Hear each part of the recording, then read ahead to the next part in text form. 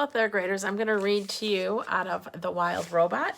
We are going to read chapters 29 to 33 today, so sit back and enjoy. Chapter 29, The Beavers. Here they are. See the pictures of them? Every day, the beavers swam along their dam, inspecting and repairing it.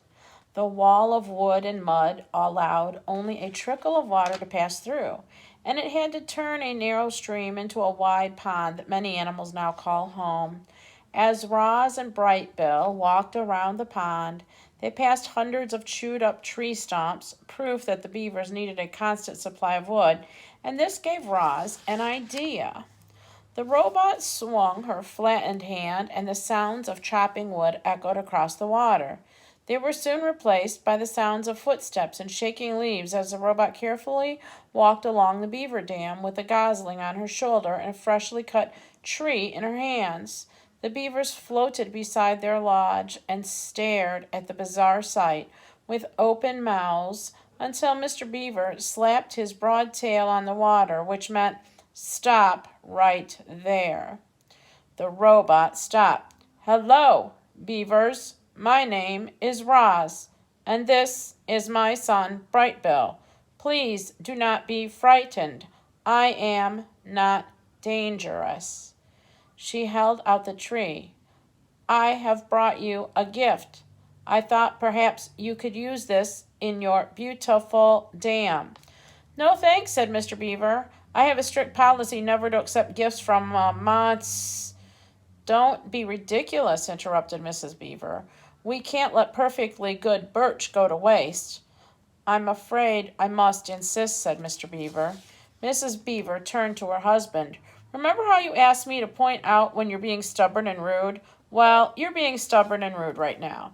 Then she turned back to Roz. "Thank you, monster. If you'd been so kind as to drop the tree in the water, we'll take it from there." "I am not a monster." Roz tossed the tree like a twig. "I am a robot." The tree smacked against the water and sent the beavers bobbing up and down. Just then Brightbill started peeping. "Mama, hungry!" So Roz dropped a ball of grass into the nest. "The gosling thinks you're his mother," came a quiet voice. It was Paddler, Mr. and Mrs. Beaver's son. "His real name is dead," said Roz, his real mother is dead," said Roz, "so I have adopted him." There was a brief silence. Then Paddler looked up at Roz and said, "You're a very good robot to take care of Brightbill." Mrs. Beaver sighed. Yes, that's very good of you, Roz, but I don't understand what any of this has to do with us." "My son and I need a home, and Loudwig said you would help us build one." "Of course she did," Mr. Beaver muttered to himself. "Loudwig gets me out of one lousy jam, and I spend the rest of my days doing her favors." Mrs. Beaver glared at her husband. "Sorry," he said, realizing he was being stubborn and rude again. "Stay right here, Roz. We need to have a family meeting." The three beavers slipped under the water, and a moment later their muffled voices could be heard inside the lodge. The robot stood on the dam and patiently waited with her son. "Mama, Mama!" "Yes, Brightbill, I am trying to act like a good mother." A ripple and Mrs. Beaver's head appeared above the water. "If you bring us 4 more trees, good healthy ones, maybe I'll have time to help you in your gosling." "That is wonderful news," said the robot. "We will be right back." Chapter 30, The Nest. "I've built my fair share of lodges over the years," Mr. Beaver stood at the water's edge, "but I can't say I've ever built one for a robot and her gosling. So just what exactly do you need?" "We need a lodge big enough for both of us," said Roz.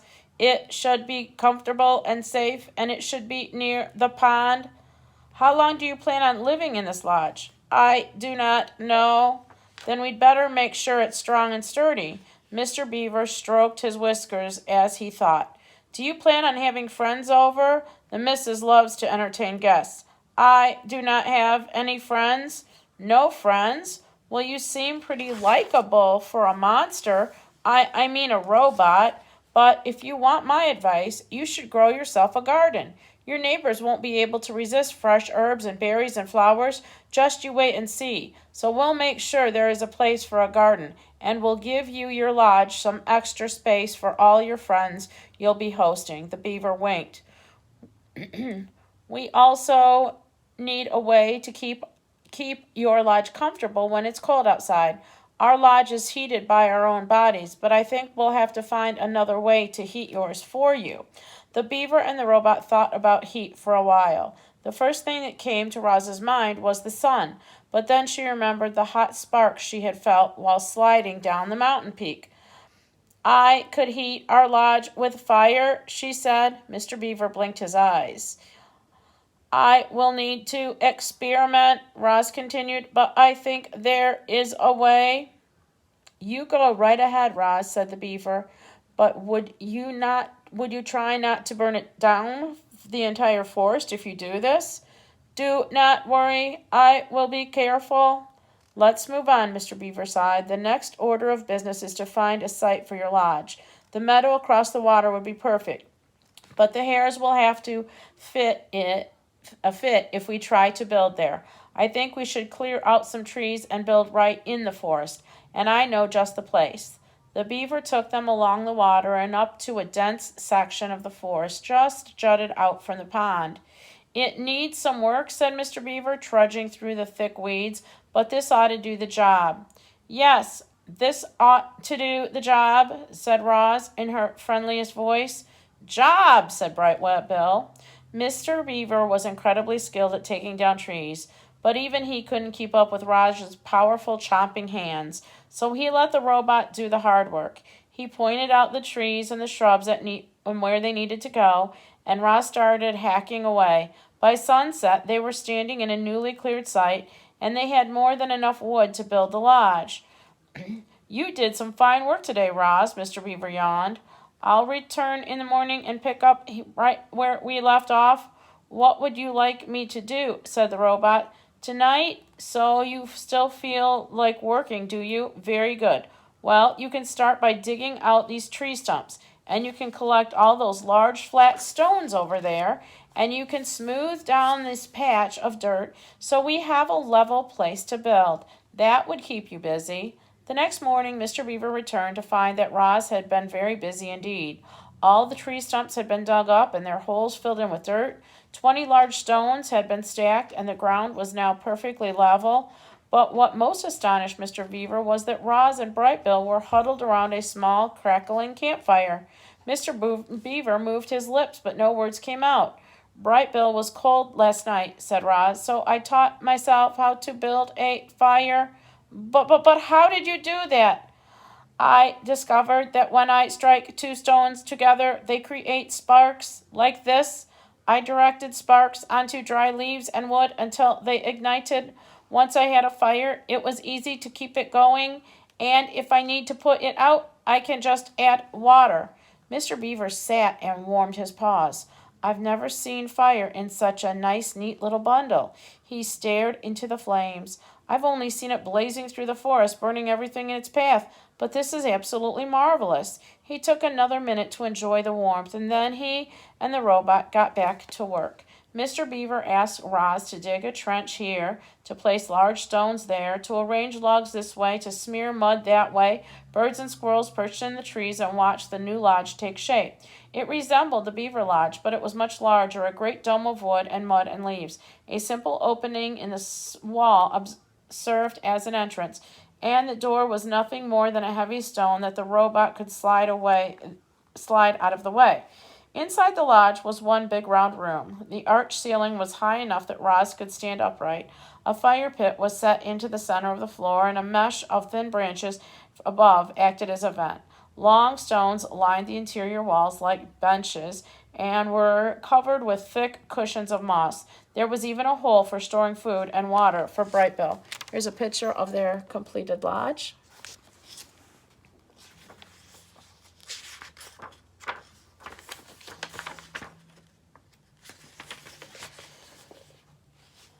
"You've got yourself a beautiful pond view property," said Mr. Beaver. "What are you going to name it?" "I do not understand."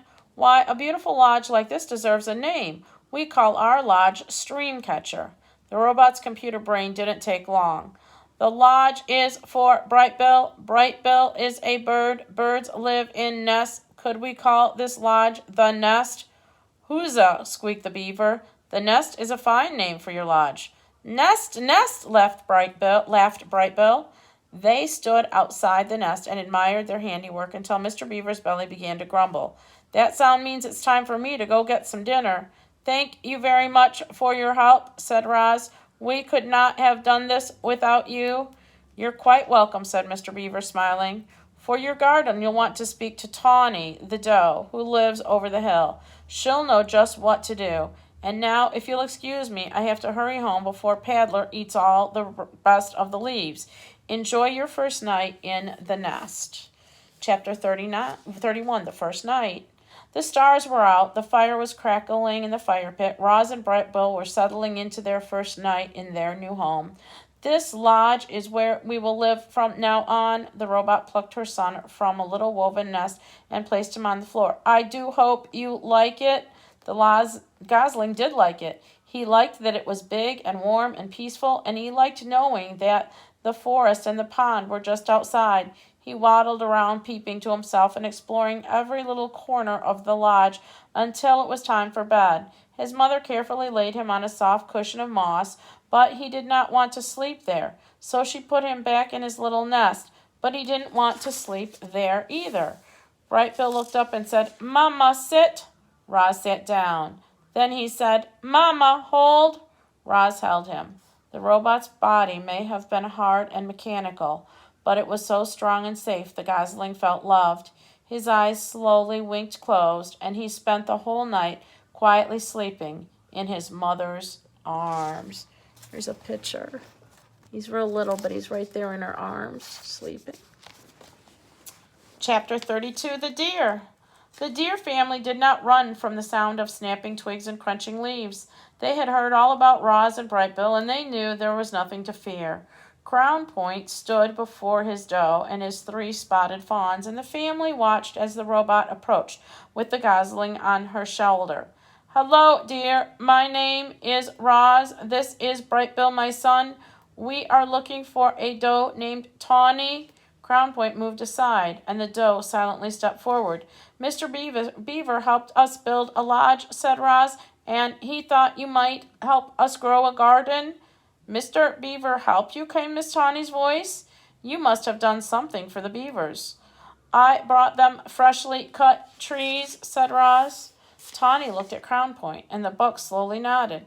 I will help you build your garden, said the doe to the robot, if you will let my family eat from it. The robot nodded in agreement, and then she quietly led Tawny back to the nest. Chapter 33, the garden. After inspecting the grounds, Tawny asked Roz to remove all of the dried brambles and weeds and leaves from the garden area. She asked her burrowing friends, the moles and the groundhogs, to dig through the dirt and loosen the soil, and then she asked all the neighbors to do something rather peculiar. Please leave your droppings around the nest. The more droppings, the richer the soil, the healthier the garden will be. As you can imagine, Tawny's request got everyone's attention. The place was soon crawling with woodland creatures curious to hear more about this garden project, and just like that, the robot was meeting her neighbors. The plan to help her make friends was already starting to work. There was a festive feeling around the nest that day. Animals were coming and going and chattering and laughing. After some pleasant conversation, each neighbor would choose their spot, leave their droppings, and be on their way. And always the smile. We're happy to help, said 2 smiling weasels after finishing their business. It was our pleasure, said a flock of smiling sparrows before they flew away. It shouldn't be much longer now, said a smiling turtle as he slowly made his contribution. As all this was going on, Roz walked around and thanked everyone. I am not capable of defecating, she explained, so your droppings are most appreciated. Once the grounds were fertilized, it was time for the plants. Tawny brought Roz and Brightbill out to a lush meadow. The robot sank her fingers into the ground and felt the spongy layer of roots below the grass. Slowly and carefully, She rolled up some wide strips of sod, exposing the dark, wormy soil. She carried the rolls back to the nest and spread them out to make a patchy lawn. Then she transplanted clumps of wildflowers, clovers, berries, shrubs, and herbs until the nest was surrounded by a collection of plants. It's not much to look out now, Tawny, but when that grass grows up into these gaps and the flowers and the bushes start to perk up in a few days, I'll return to make sure it's all taking root. Before long, well, this will be one lovely garden. And that's the end of that section. I hope you're enjoying the story, and I'll see you tomorrow. Bye-bye.